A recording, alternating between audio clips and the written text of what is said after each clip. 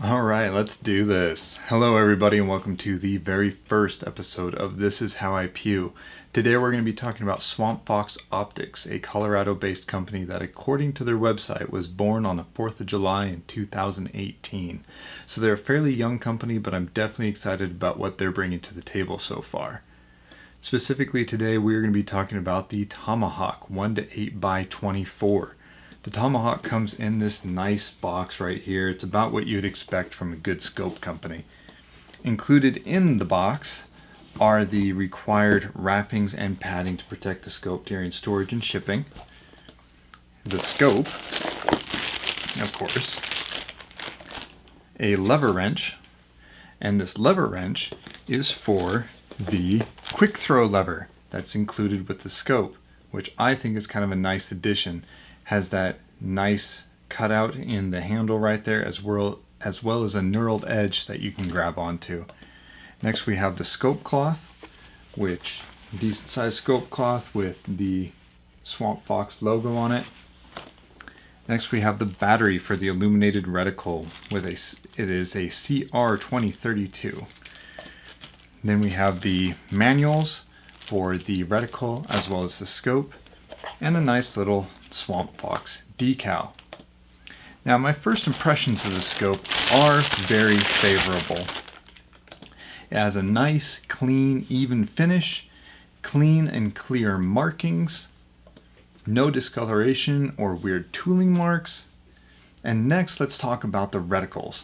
Now, there are two reticles that are offered from Swampfox. The first one is the Gorilla Cross MOA. Second is the Gorilla .BDC. The Gorilla Cross MOA is etched, illuminated with 11 positions, powered by the CR2032 battery. The cross is 0.5 MOA across with an 18-inch outer circle. The cross bottom is 2 MOA from the center, and there are hash marks every 2 MOA from 4 to 16 MOA. The Gorilla .BDC is also etched, also illuminated with 11 positions, powered by the same battery, and it is calibrated for a 16-inch barrel, 5.56, 55 grain bullet with a .243 ballistic coefficient. The center dot is 2 MOA with an 18-inch circle and 12 inches between the lines that come in from the sides of the circle. Holdover is out to 600 yards with ranging out to 500 yards. And all the ranging and all the dimensions that I gave you in inches are done at full power. Next, we have the tubes and turrets. It is a 30mm tube with tactical turrets, which means that they're just exposed and adjustable. They are tactile and audible, so if you listen, it has nice audible clicks, and it's very tactile, very clean, very precise, no slop in between the adjustments.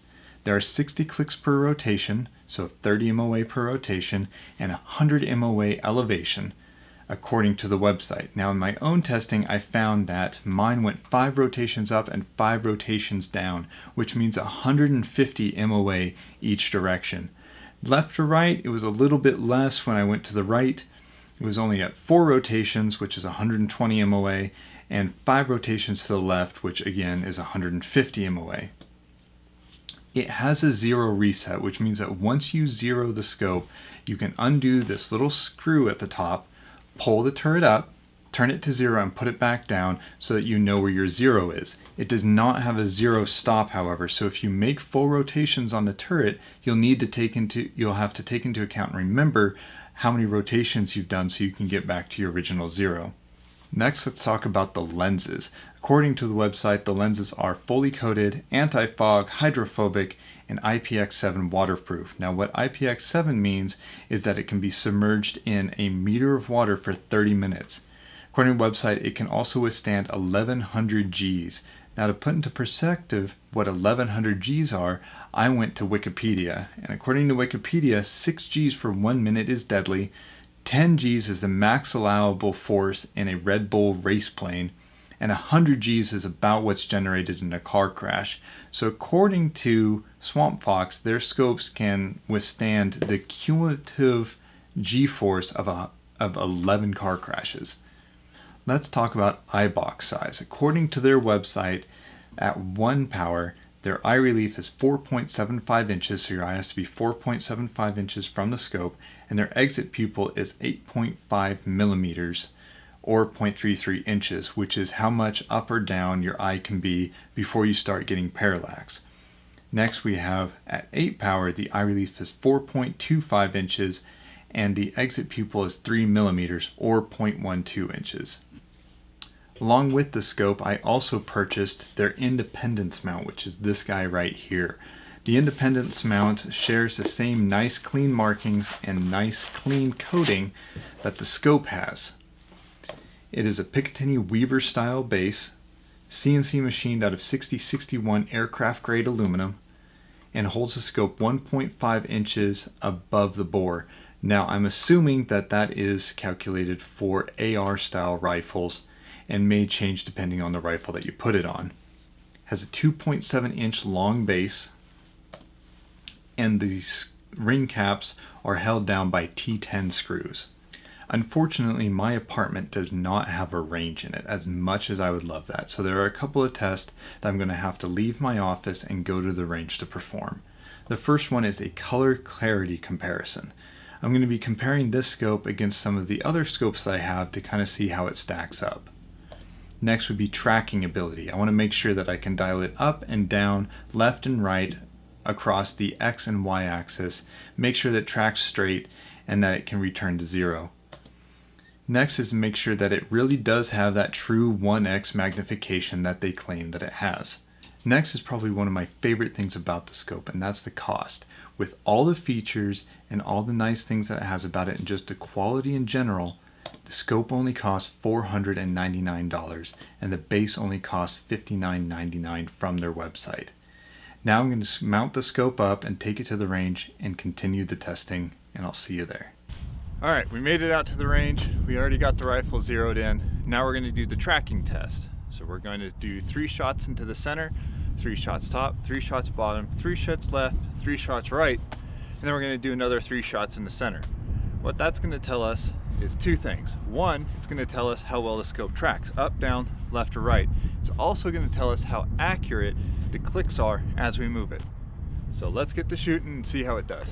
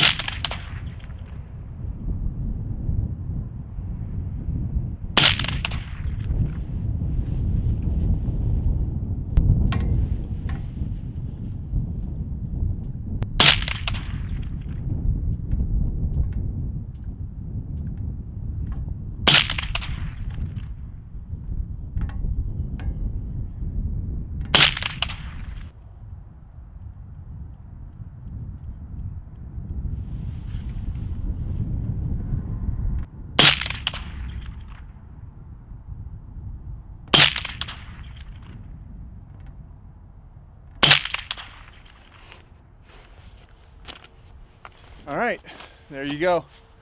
Now let's go downrange and see how it did. We are back from downrange. Here are our results. So as you can see, I have marked where it should have hit with little black dots. Up was pretty accurate. That was our first adjustment. Down seems like it went probably 2 inches too far. Left looks like it probably went about an inch, maybe half an inch too far. Right looks like it went again about a half an inch too far.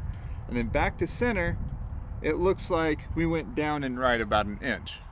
A couple things to keep in mind is this is not a long range scope, so it's not really designed to track perfectly, but I do expect it to do fairly well, which I think it did.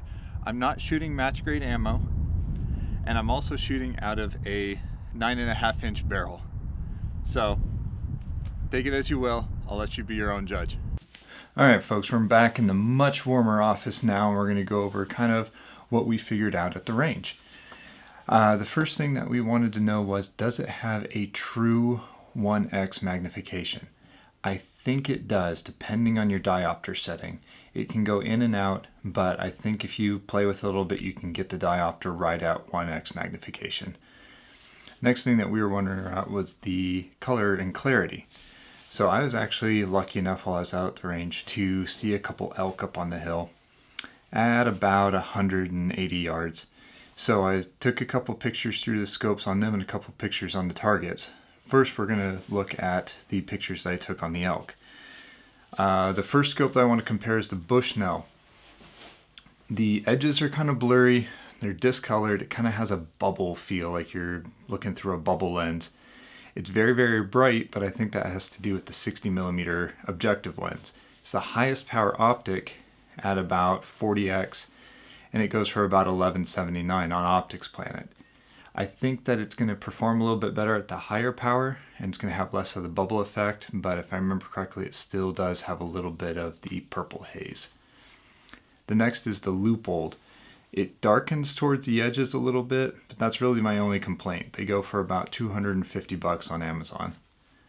The Vortex Viper actually had the worst purple haze out of any of the scopes while taking pictures on the elk. But that's really my only complaint. They've been discontinued now to make way for the Vortex Viper Gen 2, but they're going for about $850 online still. The Swampfox is almost the same as the Viper, but without that purple haze, and it has a slightly brighter edge. For about $400, that's pretty impressive considering that's less than half the price. Next up is the Vortex Razor HD Gen 2. It's hands down the best, but that's really to be expected considering it costs about $2,300 on Optics Planet. Next up is the Nikon. Brighter on the edge than the Leupold, but slightly more discoloration, and it's slightly clearer. Now we're going to look at the pictures that we took of the targets. First up is the Bushnell. Again, blurry, discolored edges, kind of a bubble feel. 60mm lens gave us that brighter image. But one thing that we noticed on the targets was that the barreling effect was much more apparent due to that straight line. Next is the Leupold. The clarity is comparable to the Swampfox and the Nikon, but has a little bit of a darker edge. Next is a Vortex Viper, and it looked great. The clarity was second only to the Vortex Razor HD Gen 2. The Swampfox is darker than the other scopes that we tested. However, that's to be expected considering it had the smallest objective lens. When you compare it to the Leupold and the Nikon, the bullet holes seem to be a little bit soft focus, but the target seems to be a little bit sharper. Has very clean edges, and it doesn't have that dark vignetting that the Leupold did. Next up is the Razor HD Gen 2, which again is just hands down the best scope that we tested today, but it's also by far the most expensive. Next is the Nikon, on par with the Leupold, but a little bit better edge.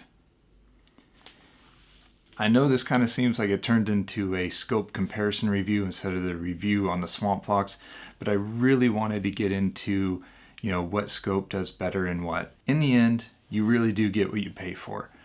The clarity is going to be better in the more expensive scopes, it seems. If the clarity is the same, then you're going to be paying the extra money for the features, the tactical turrets, being able to adjust the diopter, higher magnification, and whatnot. In all the scopes that we tested, the Swampfox seems to be slightly above the Leupold and the Nikon in color, clarity, and features, but that comes with the extra price. It seems like the Swampfox reaches for the Vortex Viper and comes pretty darn close considering it costs about half what the Vortex Viper does. Overall, I think the Swampfox comes slightly ahead in the features, the color, and the clarity considering its price point. If you enjoyed the video, drop it a like, subscribe to the channel, follow me on Instagram at thisishowIpew, and until next time, have fun, stay safe, and I'll see you at the range.